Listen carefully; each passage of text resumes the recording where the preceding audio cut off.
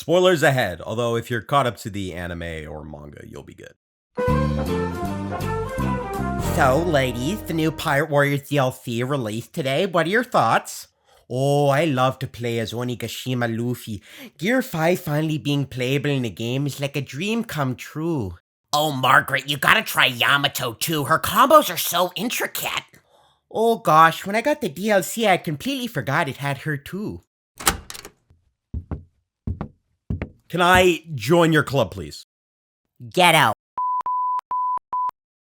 Wait, give me a chance. See, I've never played a Pirate Warriors game before. So this will not only be a review for Gear 5 Luffy, as well as the other DLC characters, but also for the game itself, just a little bit. According to my comment section, Pirate Warriors is like the game you all have played. Okay, never mind, it was literally just one comment. I do not know what I was on about, but anyways, thank you, JBR1704.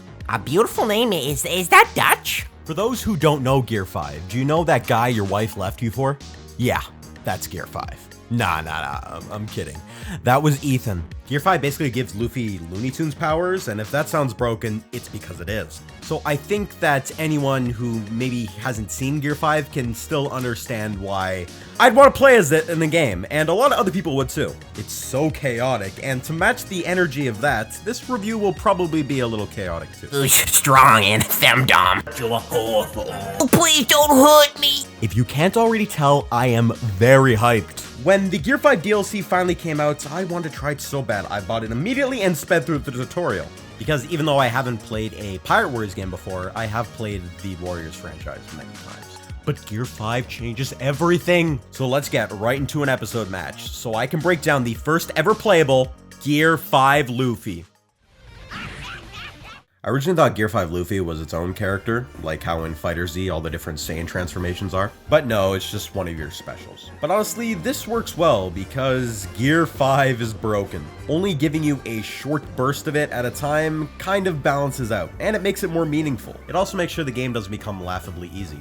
The meter fills up pretty quick. Just hold R1 and hit the circle button, and you feel the jumps of liberation by the controller vibrate. Now that we're actually in the transformation, where to even start with all this?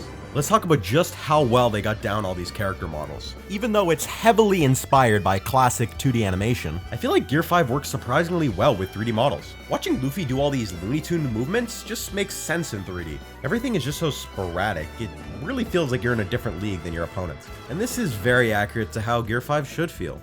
Look at the way you just walk around in midair and can break into a goofy-ass Sonic run. You can also do this with your dash attack, and mowing down enemies like this feels like it justifies the existence of this entire franchise. But yeah, needless to say, the attention to detail is amazing. And the smooth animation just makes stringing moves together feel all the more seamless. Speaking of seamless, let's talk about the controls. The controls are just so damn fluid, man! Like, Pirate Warriors 4 is a pretty smooth feeling game already, but with Gear 5, the attacks just flow into each other even more. I guess we'll talk about the moveset now, and you can do Gum Gum Kaminari! Sorry, I promise I'll calm down. You can do better, wrong guy! Okay, I'm really sorry. Can you blame me though? Like, how am I not supposed to be nerding out at this kind of stuff? I really get the impression the team working on this knew the significance of Gear 5. I'm skeptical of the narrative Gear 5 represents, because unlike Luffy's other gears that he works so hard to get, he just kind of wakes up with this one. Argue with me in the comments about that one.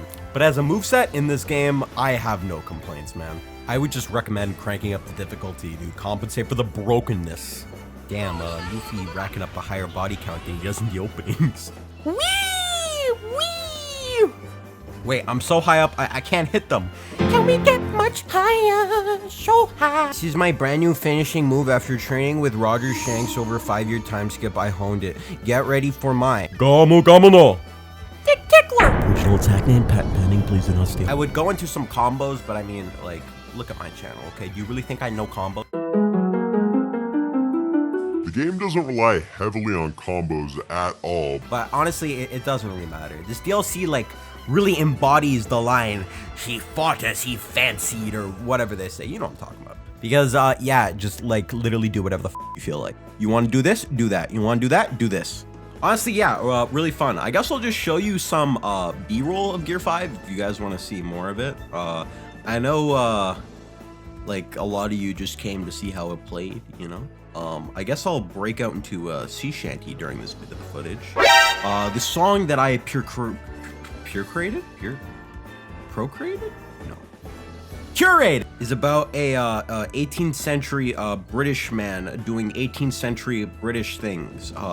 Goes something along the lines of, Don't do it, Mildred! Get him out of here! Conothan woke up one day and he went to the store. He had to go and buy a brand new wooden oar. But the lady who ran the store said, You just bought 4. Conothan said to her, I could always use some more. Then the lady who ran the store said, Aren't you a whore for oars? Conothan knew it was true down to his very core. Conothan, hey, Conothan, ho. A Conothan, nay, a Conothan, no. It's Conothan, ha, a Conothan, ho. I guess we'll talk about the other stuff in the DLC pack now. I took so long to make this video that like the second wave has already come out, so deal with wave 1. Yamato's cool. Pretty basic heavy hitter. Although I must admit, it's like eating the main course after dessert with playing Yamato after Gear 5. Like, even if the main course is great, the dessert slaps so hard that you feel like stewing it for a soul. But yeah, playing as Yamato is alright. I mean, this has got to be somebody's kink, right? Yeah, I like my anime waifus strong and femdom. Ha! Loser. I like my anime waifus when they are literally 7 feet tall and will beat the shit out of me with a spike bat. They gotta have celery hair. Yeah, the celery hair is a must. Wait, actually, Yamato said that she's Odin, so technically she's a husbando as well. Yeah, I like my husbandos when they're literally... Now for the final character in this DLC pack, Oni Form Kaido. Oh, I'm scared. Oh, don't eat me, Marines. I'm scared. Oh, I can't even close it down. We're just going for a walk. I'm so scared, please. Kaido is cool, pretty slow, and honestly, he's so big that he feels like a mod, so that's fun. Honestly, I don't have that much to say about these DLC characters, other than that they're really fun. Mostly I complain on this channel, but they're not really interesting, and there's not much incentive to play them. And I don't think there's anything you'll get out of this game. As anyone who's watched my previous anime games videos would be familiar with. Ah, man, that voice crack was bad. Oh! But f it, I don't know, I got time, let's talk about it. I feel like this was a wasted opportunity to put Flame Bagua into the game, you know? We have Luffy's final attack from the fight with Kaido, so we should have Kaido's one too. See, I can find stuff to complain about. Overall, the other 2 characters in this pack are pretty fun, but Gear 5 was definitely the focus here. So yeah, when it comes to the DLC of this game, good job, Bandai. Wait, it's not Bandai this time? Well, then who is it? Koei Tecmo, it was you all along. Well, good job, boys. I'll play that new Italia game. Looks pretty fun.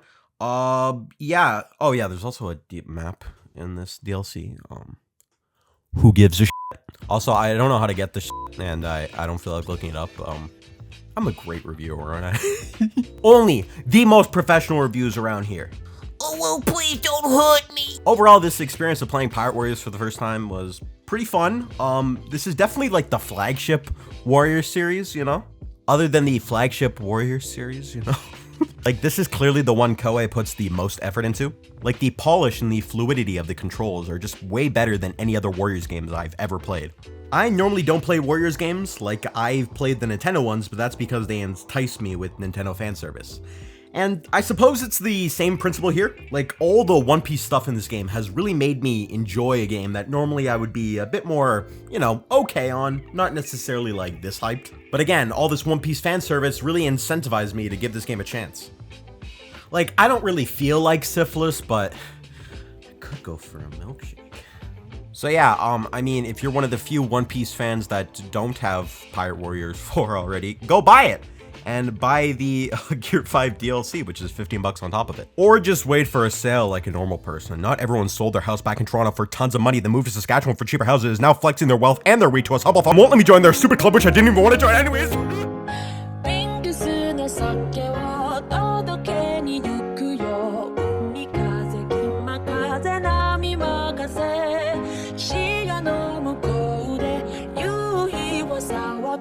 Sola